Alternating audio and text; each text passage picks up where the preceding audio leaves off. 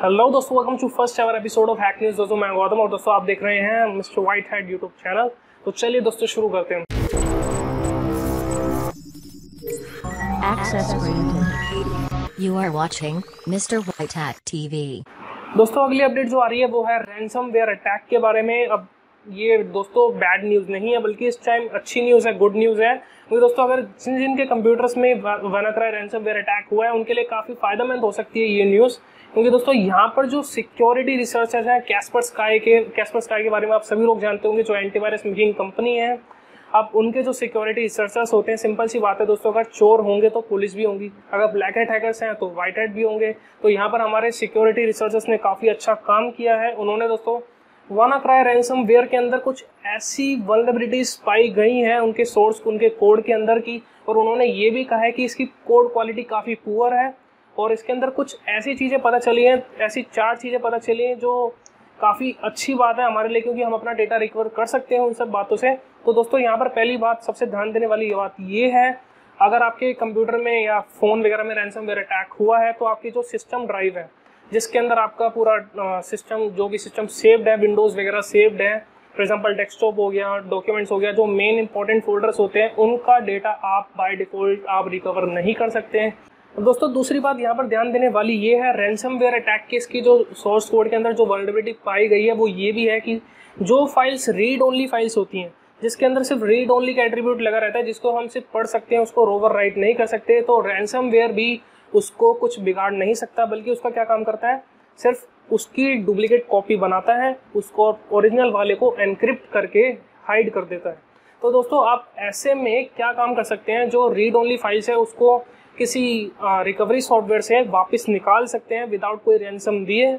दोस्तों तीसरा पॉइंट जो यहाँ पर ध्यान देने वाली बात ये है, जो file outside the important folder stored हुई है, कहने का मतलब जो डेस्कटॉप, डॉक्यूमेंट्स और माई फोल्डर्स वगैरह इन सब से अलग कहीं आपने स्टोर कर रखी है, तो उसको ये रैंसमवेयर क्या काम करता है, उसको एक ऐसी जगह पे स्टोर कर देता है उन ओरिजिनल फाइल्स को, तो जिसका एड्रेस है %temp%d.wannacrypt, और जहाँ पर %d कोई न्यूमेरिकल वैल्यू है, तो ये एक एड्रेस है जहाँ पर ये स्टोर कर देता है ओरिजिनल फाइल्स को विदाउट एनक्रिप्टिंग।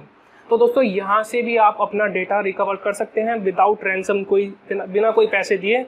दोस्तों ये थी तीसरा पॉइंट। और यहाँ पर जो चौथा पॉइंट ये आ रहा है सामने दोस्तों, जो नॉन सिस्टम ड्राइव्स होती है, जिनके अंदर सिस्टम नहीं स्टोर होता, जिनके अंदर विंडोज़ कुछ भी स्टोर नहीं होती, तो वो जो नॉन सिस्टम ड्राइव्स का जो डेटा होता है वो ये रैंसमवेयर क्या काम करता है, उसको एक $रिसाइकल नाम के फोल्डर में स्टोर कर देता है, जो ओरिजिनल डेटा होता है, और वहाँ से आप इस डेटा को रिकवर कर सकते हैं।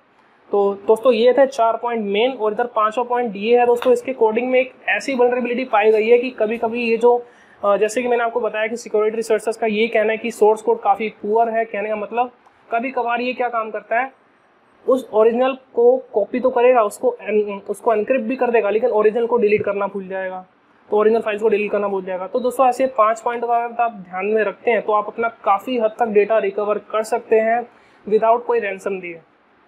दोस्तों अगली अपडेट जो आ रही है ये है, insecure Hadoop cluster exposes over 5000 terabytes of data, कहने का मतलब दोस्तों 5000 TB तक का डेटा एक्सपोज हो चुका है यहाँ पर हैडूप क्लस्टर का। अब दोस्तों हैडूप क्लस्टर है क्या, बेसिकली एक तरह का सॉफ्टवेयर प्रोग्राम है जो बिग डेटा को एक्सेस करने में, उसको मैनेज करने में मदद करता है। फॉर एग्जांपल दोस्तों यहाँ पर आप ये ऐसा समझिए, कुछ अगर जो बैंक है, फॉर एग्जांपल आप बैंक जाते हैं, बैंक के अंदर काफ़ी सारे लोगों का अकाउंट होता है, काफ़ी सारी ट्रांजैक्शंस हो रही होती हैं, बहुत कुछ होता है, और काफ़ी हज़ारों लोगों का एक्सेस बैंक अकाउंट होता है, तो उन सबको मैनेज कौन करता है, तो बैंक मैनेजर। तो बेसिकली ऐसी दोस्तों जो ऑनलाइन पे डेटा, फॉर एग्जांपल यूट्यूब हो गया, फेसबुक हो गया, इतने बड़े जाइंट्स होते हैं, इनका जो डेटा होता है वो स्टोर होता है डेटा सेंटर्स पे। तो दोस्तों ये जो डेटा, फॉर एग्जांपल आप यूट्यूब का ही मान के चलिए, हर एक मिनट पे थाउजेंड्स ऑफ GBs का वीडियोज़ अपलोड होती रहती हैं। तो ऐसे में दोस्तों ये जो फॉर एग्जांपल अगर आप कुछ भी वीडियो सर्च करते हैं तो वो आपको फटाफट, मतलब इतने 0 सेकंड्स में दे देता है रिजल्ट निकाल के।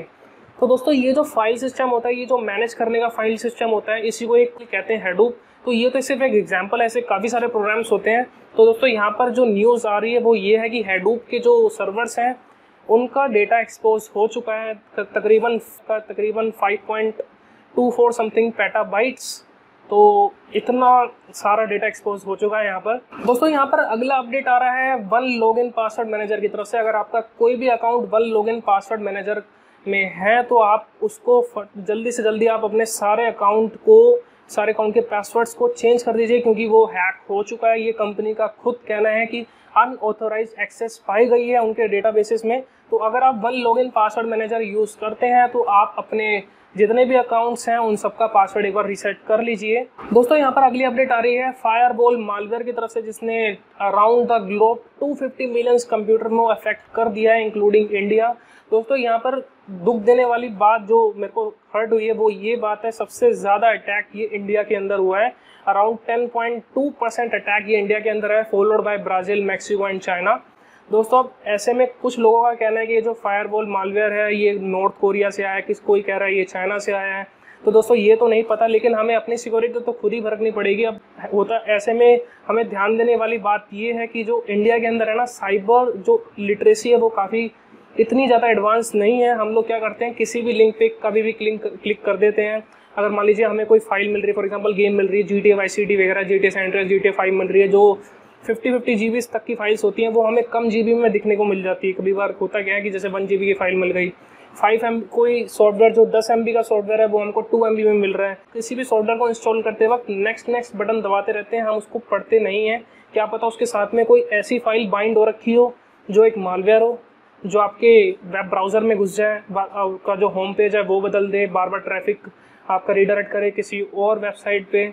ऐसा होगा कभी दोस्तों, कभी आपके वेब ब्राउज़र में कभी भी ऐसा वायरस आया होगा जरूर। ऐसा होता है दोस्तों कि काफ़ी बार होता है कि जो आपका होम पेज है वो अलग हो गया, गूगल नहीं खुल रहा, उसके जगह कोई ट्रोजर नाम का कोई वेब पेज खुल रहा है जो कि बार बार लिंक कर रहा है, कोई रीडायरेक्ट कर रहा है कोई अजीब सी लैंग्वेज वाली वेबसाइट पे। दोस्तों ये सब है ना एडवर्टाइजमेंट के लिए किया जाता है। फॉर एग्जाम्पल अगर आप उनकी वेबसाइट पे जितना ज़्यादा विजिट करेंगे ना तो उनकी अर्निंग होती है, तो जितनी आप एड्स देखते हैं तो बेसिकली ये इसी के लिए किया जाता है, पैसे कमाने के लिए, ताकि उनकी वेबसाइट पे ट्रैफिक ज़्यादा बढ़े, ताकि ये उनकी ज़्यादा अर्निंग हो। बेसिकली यही मालवेयर अटैक्स इसलिए चला जाते हैं ताकि आपका होम पेज, आपका वेब ब्राउज़र पूरा कैप्चर कर सके, आपके एक्सटेंशन डिलीट कर सके। सो दोस्तों ये थे कुछ साइबर अटैक्स की न्यूज़, हैक न्यूज़ पार्ट 1 में। आई होप दोस्तों आपको एक वीडियो पसंद आई होगी। दोस्तों अगर आपको वीडियो पसंद है उसे लाइक करना ना भूलें। अगर आप मेरे चैनल पे न्यू हैं तो दोस्तों इसे सब्सक्राइब कर लीजिए और मुझे अपने कमेंट्स में बताइए कि आपको ये एपिसोड कैसा लगा, इसे कंटिन्यू करना है या नहीं करना, वो आपके ऊपर डिपेंड करता है।